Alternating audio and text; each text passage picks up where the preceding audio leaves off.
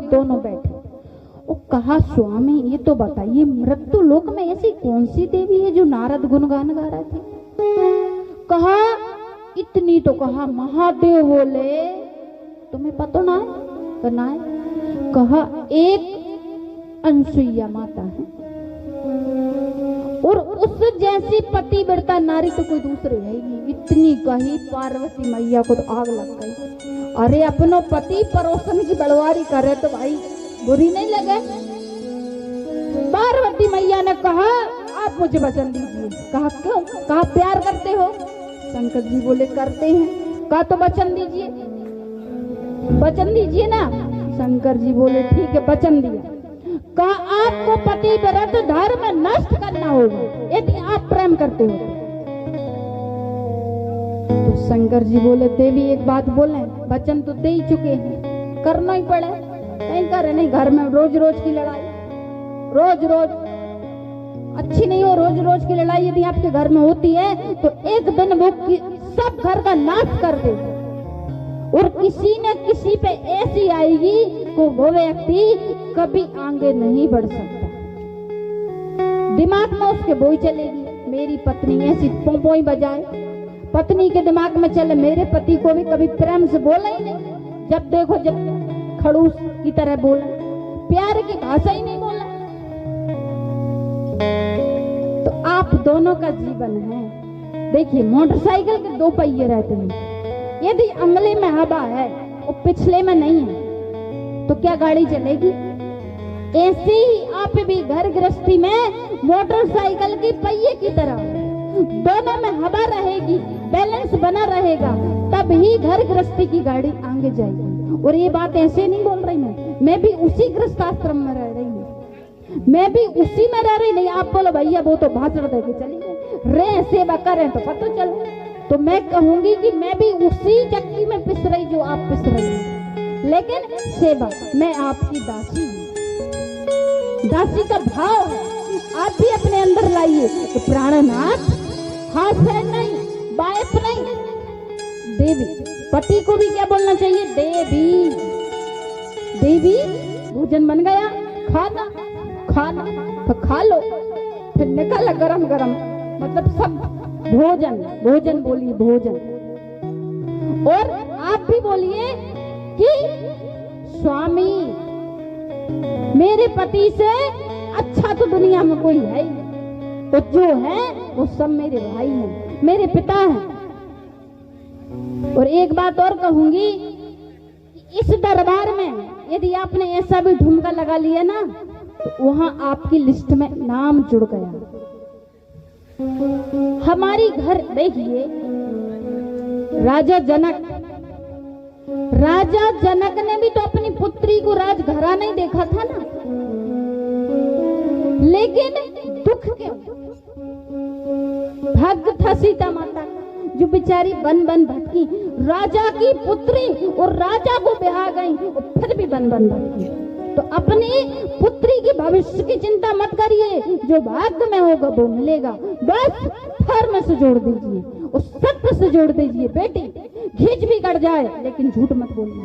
तेल बगर गो ना रसोड़े घर में बोल देना सासू से, मम्मी माता जी तेल बगर गो, सब्जी में नमक ज्यादा होगा, लेकिन झूठ नहीं, क्योंकि झूठ से ज्यादा दिन खुशियां घर में ज्यादा दिन नहीं रहती है।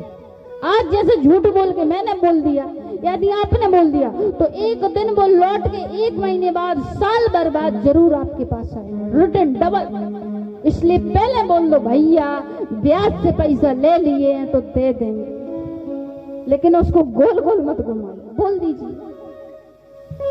आजकल आदमी बैठे घर है और कह रहे भैया हम बस स्टैंड पे हैं, झूठ बोले को पहले उसका भैया हम बस स्टैंड पे हैं और सोरे घर है हम ड्यूटी पे हैं।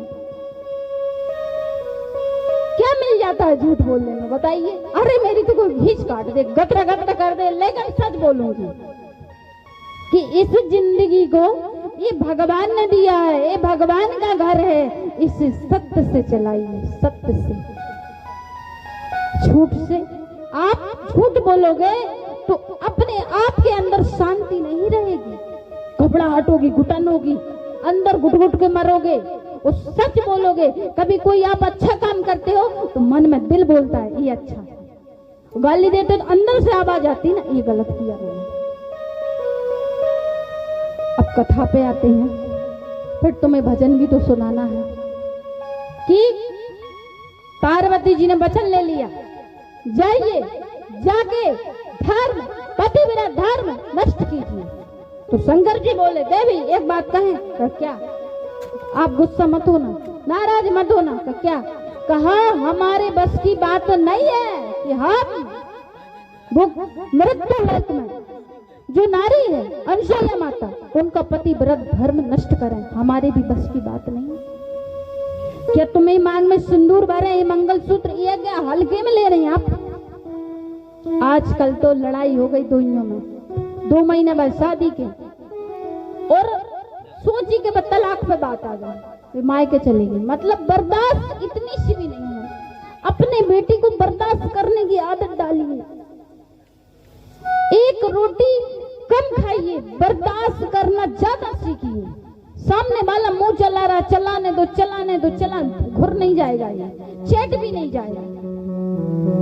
लेकिन माताएं बोले बर्दाश्त नहीं हो, पड़ोसन ऐसा बोले बर्दाश्त नहीं हो, इतने लगे बात, इतने लगे। और याद आ जाए देवी जी तो रात की नींद खुल जाए 2 बजे। अब यही नारद जी ने, मतलब समय थोड़ा कम है इसलिए कथा थोड़े कम शब्दों में कहेंगे। इसी बात को नारद जी ने ब्रह्मा जी के घर जाके बोला और इसी बात को विष्णु भगवान के घर जाके बोला। ब्रह्मा विष्णु महेश तीनों के घर नारद जी ने यही बात बोली कि मृत्यु लोक में एक देवी की चर्चा। माता जी राधे राधे, जा रही हैं आप? थोड़ी और बैठ जाओ। सो वो एक दिन तो सोना ही है, एक दिन लोग जगाएंगे जगाएंगे, उठ जाओ, लेकिन उठ नहीं पाएंगे, उठ नहीं पाएंगे, हमेशा के लिए सो जाएंगे। तीनों देवता मिलके मृत्यु लोक में आए। कौन? ब्रह्मा विष्णु महेश। किसके वशीभूत हो गए थे ब्रह्मा विष्णु महेश? अपनी पत्नी के। पत्नी ने कहा यदि आप हमसे प्यार करते हो तो उस अनुसुईया माता का पतिव्रत धर्म नष्ट करके आइए। तीनों आए, पत्नी के कहने में आए बेचारे। तीनों मिले, आपस में चर्चा की कि भैया हमारे बस की बात नहीं है, क्या करें? कहा पत्नी के गुलाम करना ही पड़े, परीक्षा तो लेना ही पड़े, भला ही चाहे भस्म हो जाए, क्योंकि उनका आदेश श्रीमती जी का टालो भी नहीं जाए। आए अनुसुईया माता के आश्रम के बाहर खड़े हैं, तीनों संत बन गए, ब्रह्मा विष्णु महेश। अब तीनों में मीटिंग हो गई कि इनका पतिव्रत धर्म नष्ट करना है। अब आई लगाई है चाम दही मैया आई, अनुसुईया माता आई, टोकरी में नाच लेके आए। कहा लो महाराज। महाराज बोले हम भोजन करेंगे, क्योंकि साधु का रूप बनाया था इन्होंने।